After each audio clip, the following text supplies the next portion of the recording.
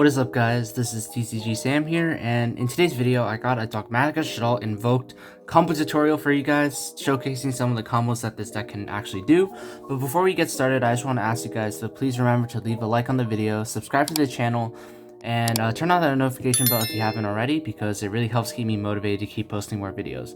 But yeah, anyways, without further ado, let's get started.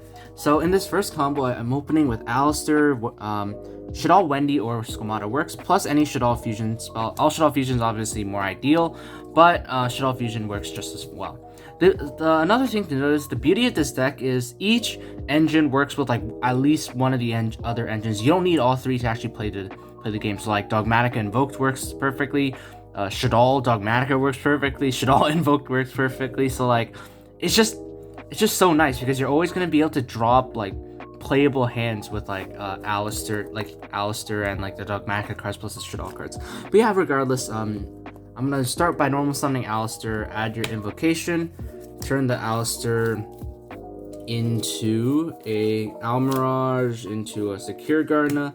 This is great because it gives you the light monster, which is why the Alistair engine plus the Shaddoll engine works so well together.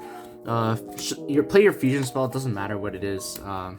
Obviously, like I said before, Shaddoll fusion is more ideal though. Summon Construct, 1 Construct, 2 Wendy. Wendy, at this point I would summon the Nailshot Aerial just because we want to trigger the Construct twice. Set it face down. Construct effect. We can dump a Squamata, and then Squamata, you can dump the Rest Shell Incarnation, and then from here, you can turn this construct into a Gravity Controller. I know I said I didn't play Gravity Controller in my deck profile, but like after thinking about it for a while, Gravity Controller might be a little better. Anyways, construct effect, add back Shaddoll Fusion. At this point, what you can do: banish Incarnation and construct, flip up Wendy. Ariel. My bad. Construct effect. Send anything you want really. So like at this point you could send maybe maybe a Schism if you really wanted. It honestly does not really matter. So so at this point it gets a little funky because we actually are stuck with the Gravity Controller in our extra monster zone. So honestly, this may not be the most ideal play, but the ways I'm just gonna show you are like some of the ways you can play around that.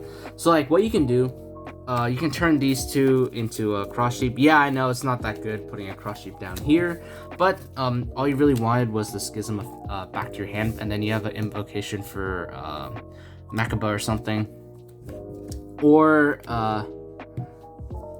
if you just wanted to like stick these on board, you don't send the Schism. You can just send another card like Hedgehog or something. Hedgehog adds you another Wendy, and since for example, let's say you have Shaddoll Fusion, sorry, not Wendy, Squamata, and now that you have Shaddoll Fusion, you pretty much have a win on your opponent's turn, plus invocation for any of the Shaddoll Fusion monsters. Another interesting note is you also don't necessarily have to send Incarnation with the Squamata. Like I just realized it now, but you can actually keep this in your deck, and the way you banish the construct, you just banish it with the invocation, and then that's crazy. Your Squamata just gets you one more free plus. So you could have done the Hedgehog Search Squamata play, and then the construct play I'm talking about now, you could send a card like Beast or something, or if you really still wanted, you could send a Schism or something. So apologies for that. I totally just didn't realize I didn't have to send Reincarnation. But yeah, regardless, that's gonna do it for combo number 1. Alright, so welcome to combo number 2. I know in combo number 1 it wasn't exactly the most linear combo, but I just wanted to show you guys some of the thought processes behind the deck, because there's so many ways you can take with the deck. And now for the second combo, we're gonna see what happens when the Dogmatika stuff is introduced. So you're gonna normal summon the Alistair effect, add invocation. You gotta do all your fusion plays before you commit to Nadir Servant. So turn this into Secure Gardener, invocation, the Gardener, and the Alistair into your Makaba. So now you're also protected against hand traps for your Nadir Servant. Effect the invocation, shuffle itself back into the deck, grab Alistair back, and then from here you can just activate Nadir Servant, Nadir Servant, since we're assuming our opponent doesn't play Dogmatikas or something, you send the app clone to do the Maximus combo. And Maximus is going to be added to your hand. And then the effect of app clone, you add your Shaddoll Schism, discard your Shaddoll Schism, Maximus, special summon by banishing either app clone or Almirage works. I prefer to keep Almirage because it's a fire. It's very hard to come by, and then you won't be able to make Purgatrio unless your opponent has a fire. And then Maximus effect, then you're able to send any of the Shaddoll fusion monsters. So personally, I think Construct's a little better if you don't open any other Shaddolls, because you want Schism to be able to summon multiple windows. So you send Titaniclad, Construct, add back Schism, and then at this point you just set Schism. End phase Titaniclad triggers, summoning out your Ecclesia from your main deck. Ecclesia's effect lets you grab Dogmatika Fleur-de-Lis. So at this point, you got one interruption with Mechaba, one Omni Negate, one Monster Negate with Fleur-de-Lis, and then Shaddoll Schism for a Dark Send, and plus the Winda Floodgate. So just honestly pretty good. And later on down the road, if like your Winda somehow gets like outed or something, next turn you can Alistair make a fusion play, invocation, add Alistair back, and then yeah, pretty much just go for game from there. Pretty much this should just set you up for game next turn if your opponent doesn't break this. So yeah, that's gonna do for combo number 2 with just Alistair and Nadir Servant. Alright, so for the final combo of this video, I'm going to show you guys what you can do with when all 3 engines come together to work together.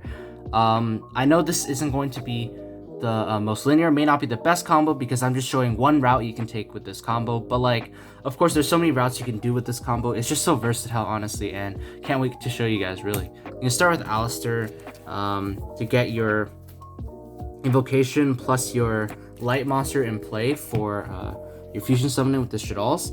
So like, yes, I also know this is kind of idealistic, but like it just goes to show like what this deck can really do when it draws the right hands.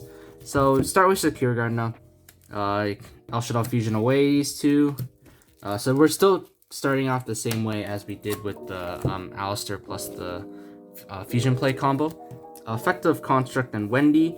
This time you are definitely able to just send Squamata, effective Wendy, set your aerial. Like I mentioned before in the first combo, I don't think you need to waste the Reshal Incarnation on an aerial, because you can just banish the construct with invocation.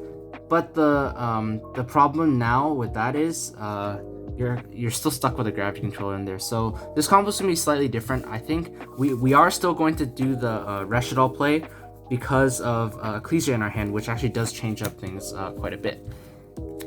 So we send Resh, Wendy summon this, and at this point, since we have an extra deck monster, we can special summon Ecclesia, and we don't have to use this effect because it's not mandatory.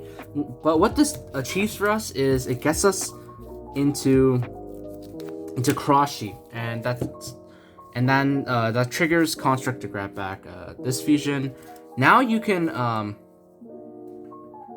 oh, apologies, you actually still don't have to send this. I don't know what I'm thinking. I'm sorry. You can just send like any of your